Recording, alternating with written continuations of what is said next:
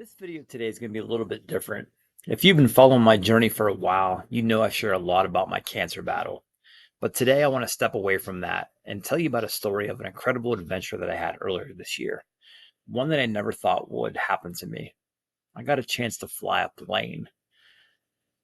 It all started around Easter. I made this video about this adult Easter egg hunt and how it wasn't a good idea to put all of your eggs in one basket. In that video, I was using the Easter egg hunt as a metaphor about my cancer battle. I'm not just doing one thing to treat cancer. Can't just rely on that one thing.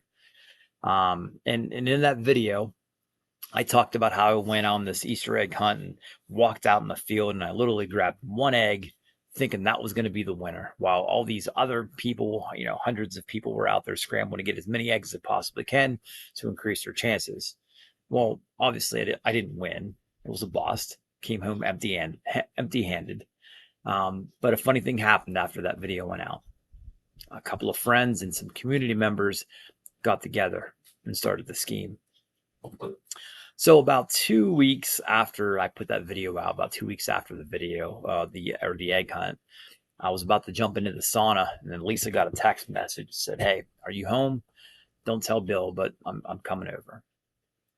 So Lisa stopped me from getting into the sauna, which is good because that would have been awkward. She couldn't tell me why, but she's like, "Don't get in there yet. Just wait 15 minutes." And she got this weird look on her face, and okay, I trust her, so I waited. And about 15 minutes later, my phone started blowing up and kept getting these notifications. I got cameras all over this place, and I see an old friend, see Gary outside, and I've known Gary for a lot of years, and I don't think Gary's ever been to the house before. So I thought that was kind of weird. And the more I watched him, the more it looked either like he was looking for something or trying to hide something, but it was weird. I walked out. "Hey, what are you doing?" I startled him. I don't think he knew what to say, but I noticed that he was looking down. So when I looked down, I saw it. There was an Easter egg sitting there in the yard.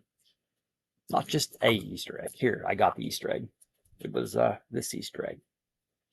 So we said, "Open it up. Read it." Little note inside. So, side note, I don't talk about this. I've never read this anywhere, but it must be a side effect from all the years and years of chemotherapy. But sometimes my eyes do some weird things. They leak, like sometimes water just streams out. Weirdest thing. Did that first time I read this. Might happen again. They say not to put all of your eggs in one basket. You bucked that trend and put one egg in one basket, and you thought you lost. When you live in the right community, you don't need a backup plan because you are surrounded by people who will lift you up, protect your dreams, and believe in you. It's not about how many eggs you have. It's about who's holding the basket. Thon, 2025, Mark and Emily. So that was awesome. Very touched by that. So it took a couple of weeks, but we finally decided on a day that we could do it. July 3rd of this past year. Not only was I able to go, but I was able to take my boys as well. So that was pretty wild. Now I really wanted to take the rest of the family too, but it was only a four-seater. And Reagan had to work that day, so it was just me and the boys and Mark, the flight instructor. Lisa, she didn't really love the idea about me taking the boys. Number one, she thought maybe I was kind of pushing my luck a little bit. She's watched that movie, Final Destination, too many times. I'm winning this incredible battle against cancer, beating all the odds, and then get taken out by a stupid airplane, and not just me get taken out, but the boys as well. So she was nervous, but we made it. So we arrived at the airport. Mark led us into the hangar, and when we opened up that hangar door, I'll be honest, I was a little nervous at first. That plane was a little older than I thought. It was a 1964 Piper Cherokee, little four-seater. It was old but beautiful.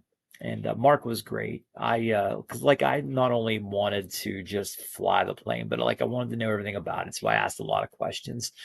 I wanted to see the pre-check. I wanted to know what the instruments did. I wanted to know it all. So he was fantastic.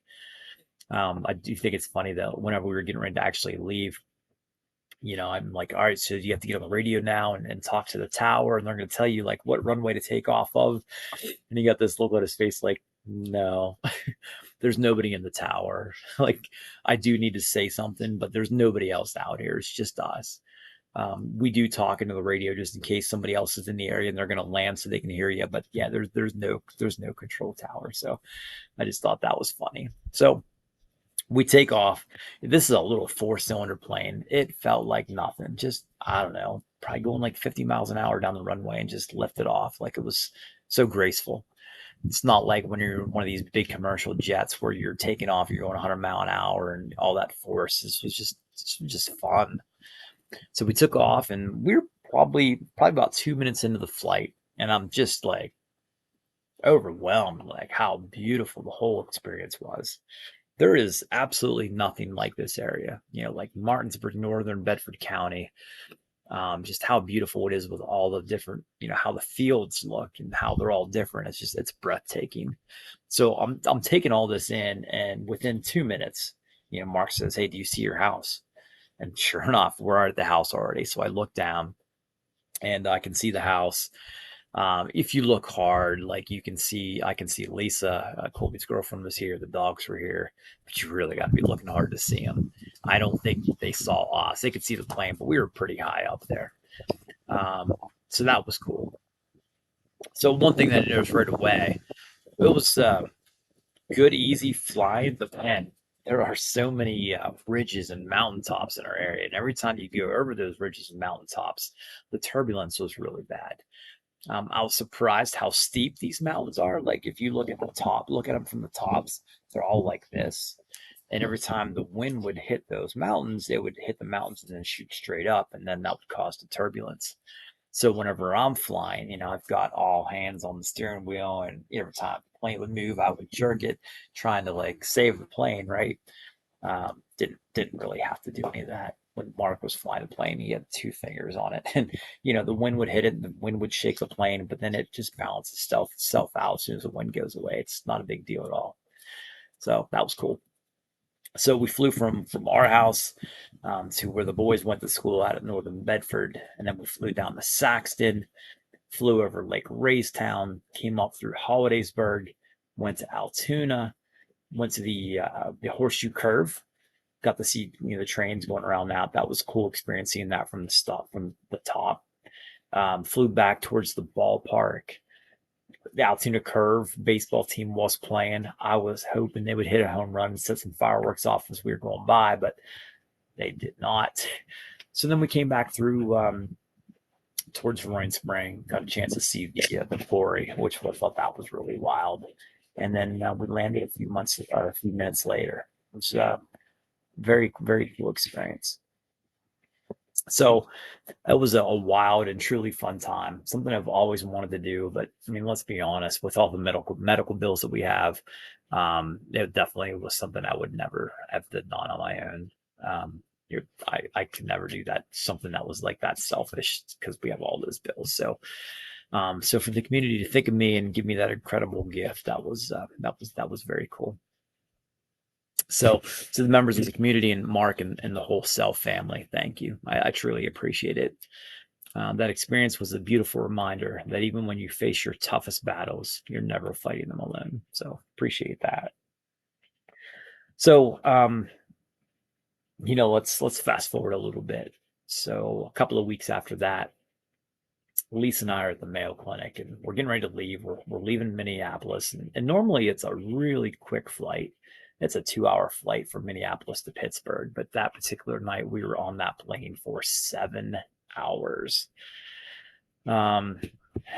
Just as we boarded the flight, this horrible storm, I shouldn't say horrible, I love storms. This storm rolled in, and super windy, a lot of cloud to ground lightning. It's just a very intense storm.